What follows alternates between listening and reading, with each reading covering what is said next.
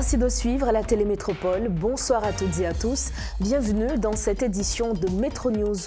Au sommaire de l'actualité, pour une deuxième fois, la Haute Cour de justice kenyane a renvoyé l'audience durant laquelle elle devrait se prononcer sur l'envoi ou non des policiers kenyans en Haïti. La date butoir est fixée au 16 novembre. Mis à part cet obstacle, les autorités kenyanes exigent le décaissement des fonds et la formation de leurs policiers avant qu'ils soient autorisés à déployer en Haïti. Le gouvernement dominicain réitère sa volonté d'engager un dialogue franc, transparent et responsable pour résoudre la crise actuelle avec Haïti. Cependant, les autorités dominicaines annoncent également qu'elles prendront toutes les mesures nécessaires pour préserver leur intégrité territoriale. Après plus de 10 jours d'attente, les autorités financières et l'administration générale des douanes ont autorisé le débarquement de 82 000 sacs de ciment du navire à quai depuis le 1er novembre 2023. Les entrepreneurs de la zone ont exprimé leur satisfaction.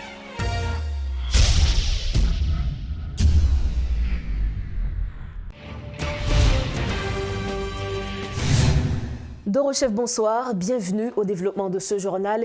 Et comme on le disait en titre, le gouvernement du Kenya a déclaré jeudi que ses policiers ne seront pas déployés en Haïti tant que toutes les conditions de formation et de financement ne seront pas remplies. Le ministre de l'Intérieur, Kithure Kindiki, a déclaré à la commission départementale de l'administration et de la sécurité intérieure du Parlement que si toutes les ressources ne sont pas mobilisées et mises à profit, les troupes kenyanes ne quitteront pas le pays. Notons que le juge qui devait se prononcer jeudi sur une requête déposée par l'ancien candidat à la présidence Ekuru Aukot, qui avait fait savoir que le déploiement était inconstitutionnel. Cependant, l'affaire a été repoussée pour la deuxième fois en moins de mois, car le juge suit une formation. L'affaire doit désormais être entendue le 16 novembre. Peut-on encore espérer la venue de la force multinationale en Haïti ? L'ancien diplomate américain et expert en relations internationales, Pierre-Antoine Louis, est sur le plateau de Métro News ce soir. Bonsoir Pierre-Antoine Louis. Bonsoir. Alors, comme je le disais tantôt, les Haïtiens attendaient avec impatience la décision de la Haute Cour de justice kenyane. Et aujourd'hui, raison évoquée pour le renvoi de cette audience, c'est que le juge est en formation. Comment comprenez-vous le renvoi de cette audience ? Je trouve le renvoi tout à fait normal.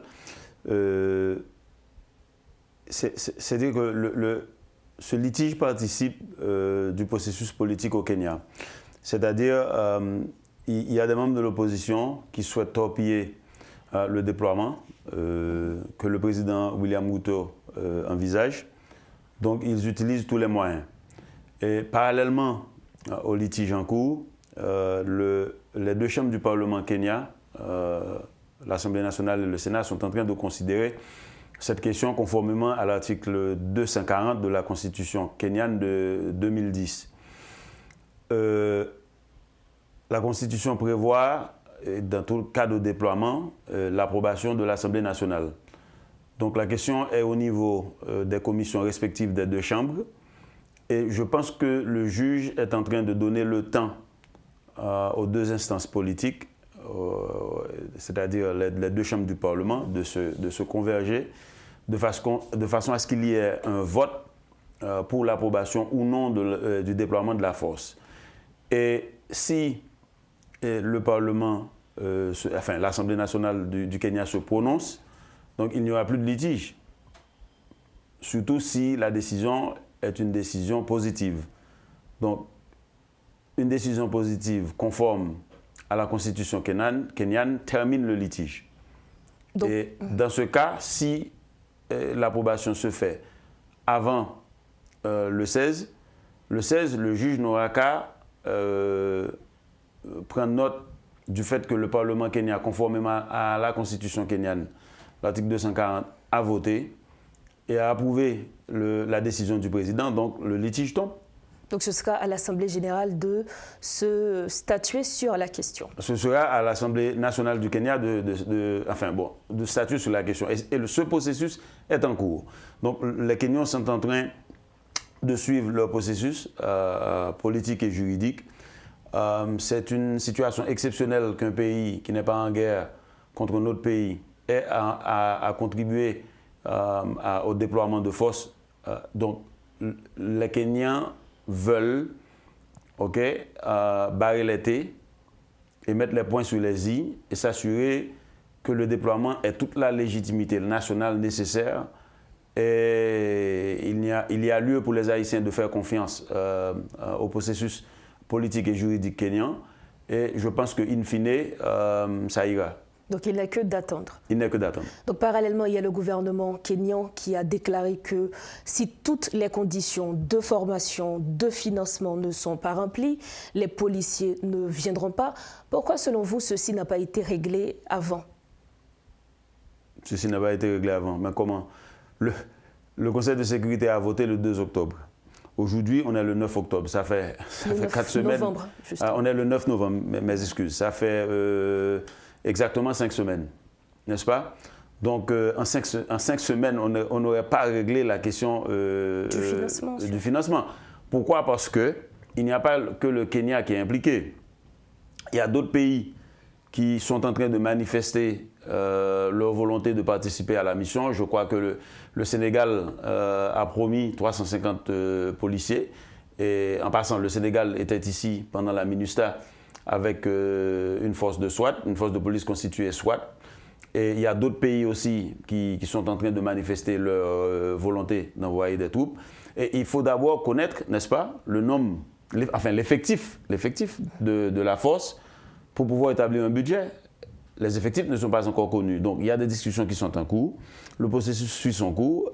Et le ministre kényan a fait cette déclaration pour la consommation nationale. C'est une façon de dire au peuple kényan, ne vous inquiétez pas, ne vous en faites pas. Pas un shilling, la monnaie kenyane, ne sera dépensé du budget kényan pour cette mission. Que le Kenya s'assurera que tout est en place au niveau logistique, au niveau financier, avant de déployer les policiers. C'est tout à fait normal. Il n'y a rien d'anormal. C'est dans la planification de toute activité, n'est-ce pas, dans le monde, on doit d'abord s'assurer du financement. Donc cette déclaration, ce n'est pas une déclaration qui va nous faire douter, ou du moins douter de la venue de la force. Non, pas du tout. Le contexte dans lequel cette déclaration fut faite, c'est exactement le contexte selon lequel le Parlement kényan est en train d'instruire le dossier et de savoir, de connaître, si vous voulez, les voies et moyens. Comment est-ce que le Kenya va déployer ses troupes, qui va financer. Et le ministre est en train de rassurer ses parlementaires que tout sera en place le jour où la force sera déployée. Et en passant, je viens de lire un article, en attendant de venir ici, je me préparais. Les Kenyans sont en train en fait de sélectionner le leadership du commandant jusqu'aux unités et aux petites unités pour le déploiement en Haïti. Donc les préparatifs se poursuivent. Les préparatifs se poursuivent, les discussions politiques au niveau des pays, le Kenya, les États-Unis, Haïti, les pays contributeurs de troupes, l'ONU, toutes ces instances sont en train de travailler, de se préparer au regard de l'urgence de la situation en Haïti. Le président Biden l'avait bien dit lors de la 78e, le débat général de la 78e Assemblée générale des Nations Unies, que les Haïtiens ne peuvent plus attendre. Donc, ce travail est en train d'être fait. C'est tout simplement qu'on ne peut pas, sauf si on est les États-Unis d'Amérique. C'est pratiquement seuls les États-Unis d'Amérique qui sont en mesure de déployer plus de 2000, on va dire, policiers et soldats dans un théâtre d'opération sans qu'ils aient besoin de prendre énormément de temps pour la planification. Le contexte géopolitique dans lequel ça se fait, que le Kenya se trouve de l'autre côté de l'Afrique, vous voyez, à une dizaine de milliers de kilomètres d'Haïti, les États-Unis doivent leur porter concours. En même temps, il y a d'autres pays qui sont impliqués, qui sont peut-être dans la même situation que le Kenya. Vous voyez, malgré leur volonté d'aider Haïti. Donc ça va prendre le temps que ça prend et c'est tout à fait normal, il n'y a pas lieu de paniquer. En fait, outre la question sécuritaire qui est au centre des débats, il y a également la question politique, et notamment avec une déclaration faite récemment par la chef du BINU, Mme Maria Isabel Salvador, qui a dit qu'il ne peut pas y avoir de transition dans une transition. Et certains partis politiques ont réagi face à cette déclaration. Quelle est votre lecture de la déclaration de Mme Salvador? Bon, premièrement, Mme Salvador est la représentante spéciale du secrétaire général des Nations Unies pour le Bureau intégré des Nations Unies en Haïti, BINU. Donc, madame ne fait que son travail. C'est une façon, je vais dire, d'expliquer, ou bien si vous voulez, pour la communauté internationale de dire nous sommes exaspérés avec Haïti. Il y a les éminentes personnes de la CARICOM, si je ne me trompe, qui sont arrivées hier en Haïti. Apparemment, ils seront ici jusqu'au 14 novembre. Et la communauté internationale en a marre. Jusqu'ici.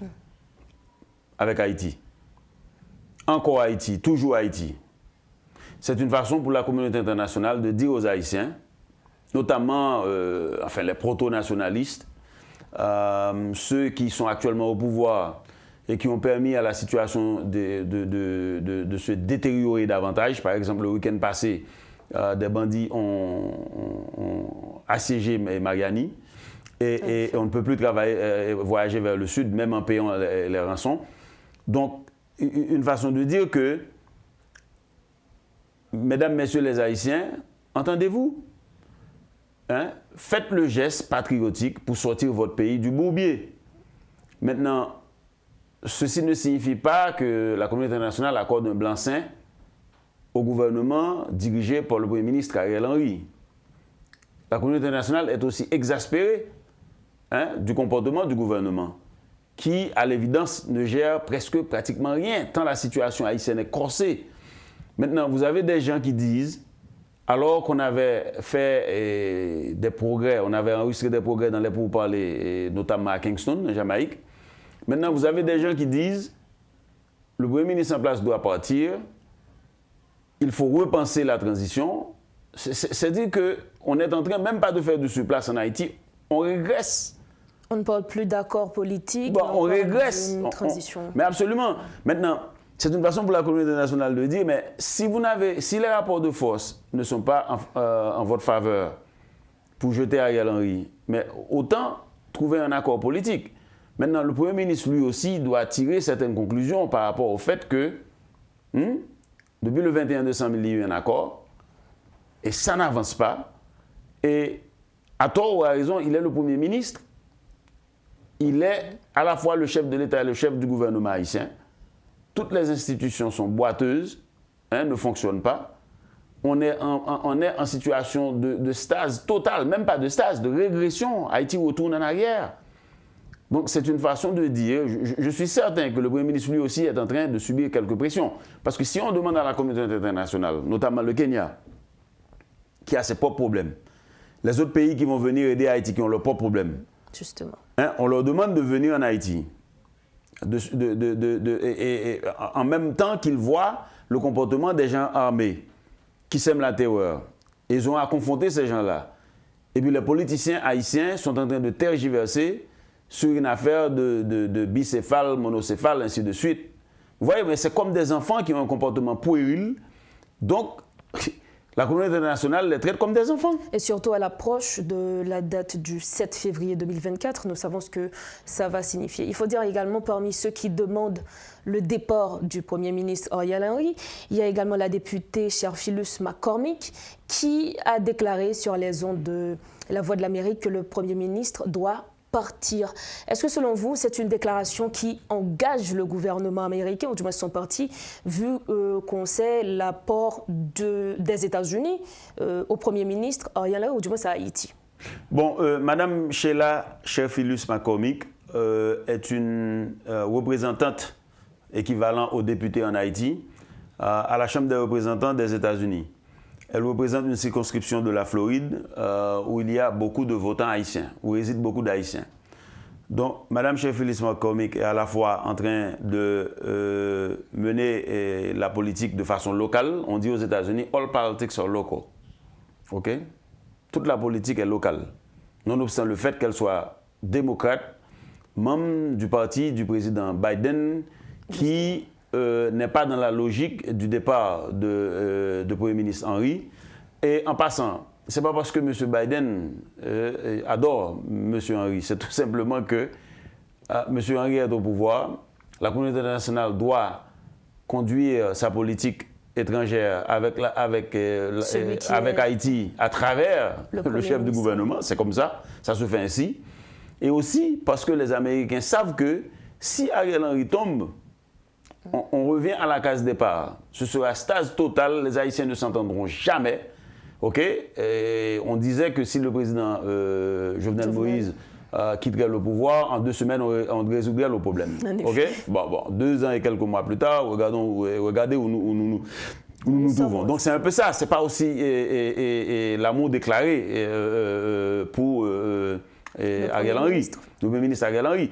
Mais c'est tout simplement que la Congresswoman, il y a le groupe de Montana qui fait son lobbying au niveau de certains démocrates, mais qui n'ont pas, si vous voulez, l'influence nécessaire. Certainement, ce n'est pas Mme Phyllis McCormick qui est dans son 2e mandat, qui est dans sa 3e année à la Chambre des représentants, qui vient tout juste de commencer, comme on dit en Haïti, l'être pas quand même soutenant, et qui va changer la politique du président Biden. Elle a droit à ses opinions, mais elle a quand même raison qu'il faut que les choses bougent en Haïti.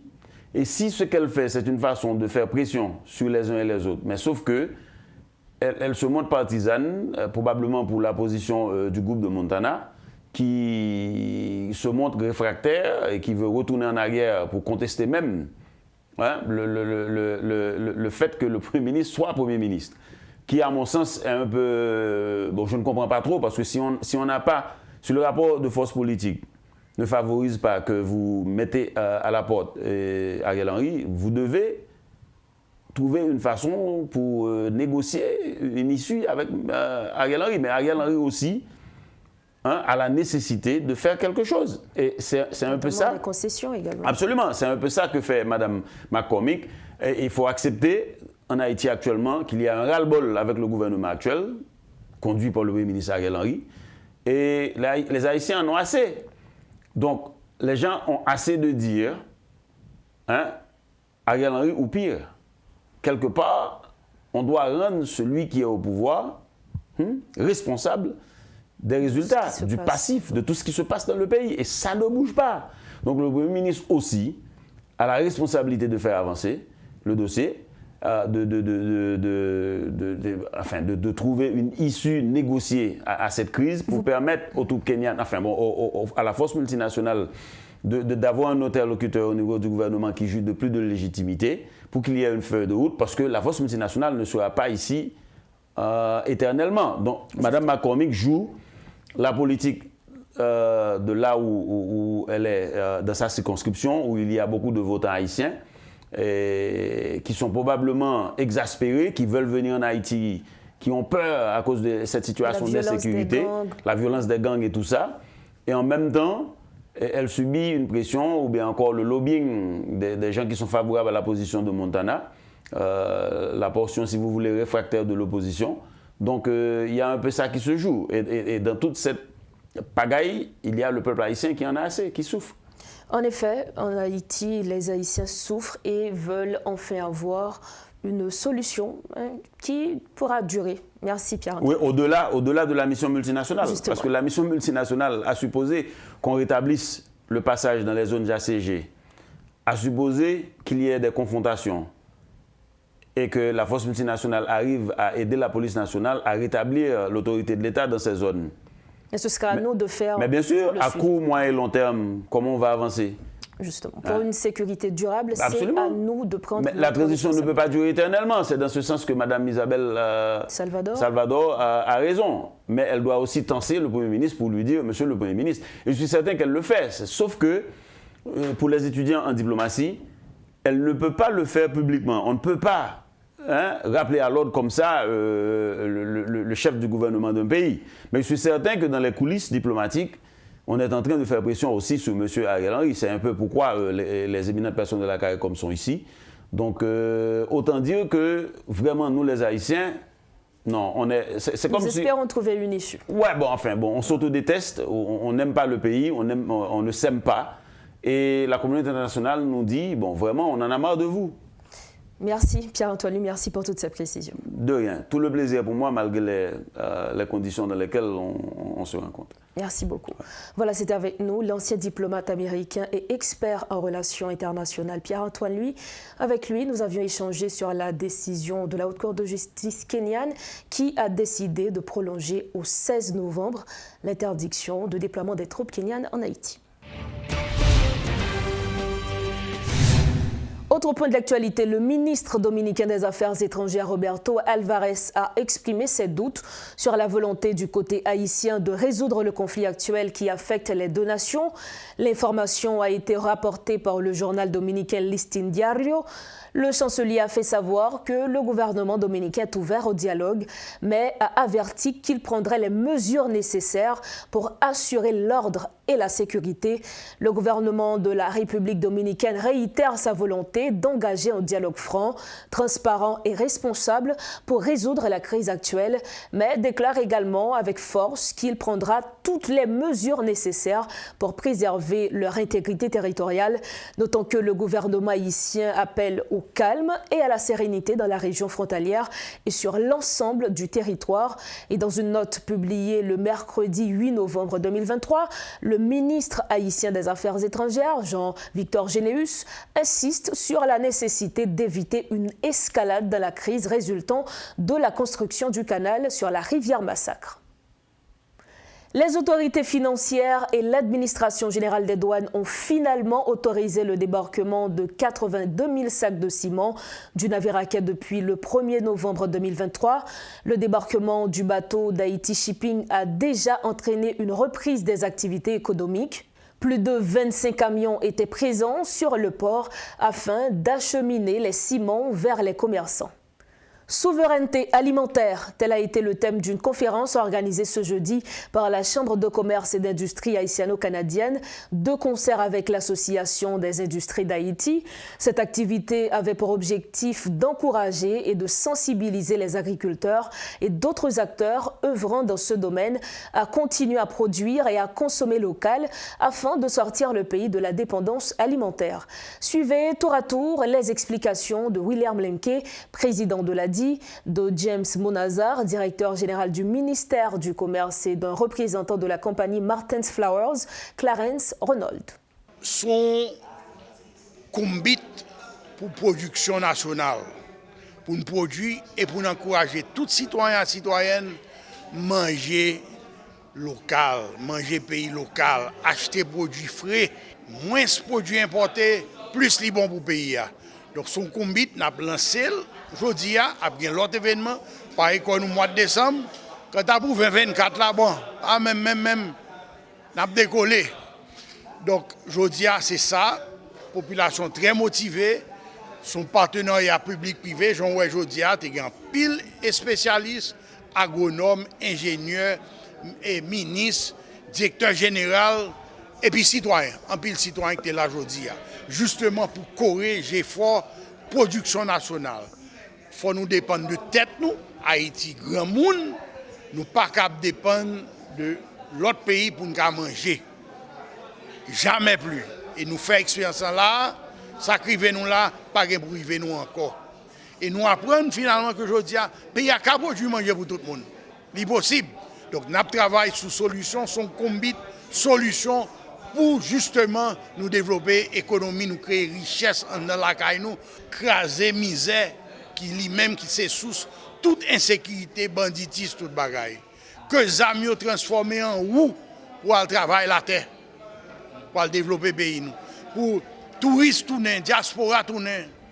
Regardez yo chita l'autre bon frère dit encore yo, c'est petit pays yo songer, petit manger, petit musique, pour ta gagne dans toute province. Et puis on a fait insécurité bloquer le pays. Prétexte pour nous prendre aujourd'hui pour que définitivement que c'est industriel, que c'est producteur, que c'est l'État, que c'est investisseur, pour nous mettre nous ensemble, que c'est paysans tout. Et nous content et présent, même Madame Sarah était là tout parce que tout le monde ça une chaîne faut tout le monde ça partager, brasser l'idée, communiquer ensemble pour que nous jouions une meilleure façon pour nous sortir dans ça. Je dis, il faut l'État tout présent pour jouer au rôle là. Et nous sommes deux exemples tout à l'heure là. Nous disons aujourd'hui là, il y a 3 entreprises qui produisent pâtes alimentaires et qui répondent à demande intérieure du pays. Ça veut dire que ça, 3 entreprises qui produisent pâtes alimentaires en Haïti, ils produisent pour quantité et pâtes alimentaires que le pays a besoin pour les consommer. Mais en même temps, l'État, et à travers le budget 2023-2024 là, les motifs tout, protéger tout dans monter taxe sur les pâtes alimentaires qui importées. Ça veut dire que ça, on monde qui produit aujourd'hui à la pâte alimentaire en Haïti, mais les plus bon pour parce que si c'est important à importer, quoi la trop élevé pour vous par rapport avec les taxes qui ont augmenté. Je disais ça fait nous plaisir. C'est que même les gens qui ont importé patio, ils sont obligés d'acheter dans même les gens qui produisent dans les Haïtiens.